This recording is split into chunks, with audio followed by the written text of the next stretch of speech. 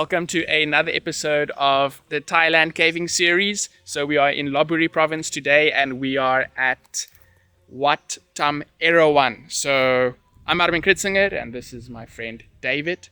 David Story. Hi David. Hi. Yes, David is joining us today on this trip. So first we're going to go visit the Erawan cave. Apparently it's not too big, so I'll just take you along on that journey and show you what that's like. This is a nice tree. So according to the lady, this tree is from India and it's been here for a long time. I'm not sure about the exact amount of years. The environment here at the temple is quiet, relaxing, some music playing in the background. Typical Buddhist temple with lots of religious statues and images everywhere. Close to the entrance of the cave, you will find the three-headed elephant, which is the Erawan elephant, and then also some other religious images.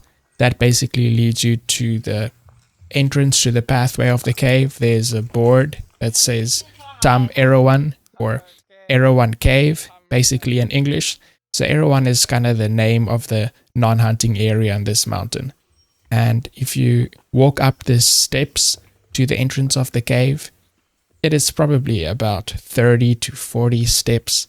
So I guess anyone with normal fitness levels probably won't be too exhausted. You'll see some more religious statues there in the top right, but the path doesn't really continue past that, at least not that I could see.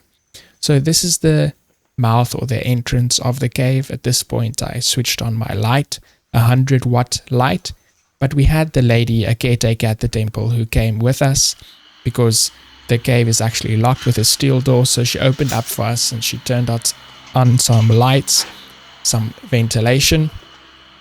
So this cave is actually, according to Department of Mineral Resources that has mapped the cave, surveyed the cave, about 130 meters. But we only went into the first room, and I'll explain why in a moment. So this rock is kind of shaped like the trunk of an elephant, and so the cave probably gets its name from this rock formation that kind of looks like an elephant if you use your imagination a little bit. So this is just kind of like a small room, maybe about 30 or 40 meters, maybe not even that much. There's some rock formations, more than in some other smaller rooms that we have seen in other caves. And if you continue on that pathway at the back, you will go much deeper into the cave. But we were not allowed to go in that day because there's monks busy meditating at the moment, so we could not disturb them. But if you continue on that path, it's 130 meters. Buddhist statues, monks as well, and it's just a small little room. And this is where people come to pay respect. There is some lights, and I tried to look around a little bit if I could see any other small passages, but it doesn't look like there's really anything that leads anywhere significant. You'll have to take that road at the back, so I'll have to come back for that another day. So some typical flow formations. This hole was closed by a net. Took a peek inside. Doesn't look like it goes anywhere significant.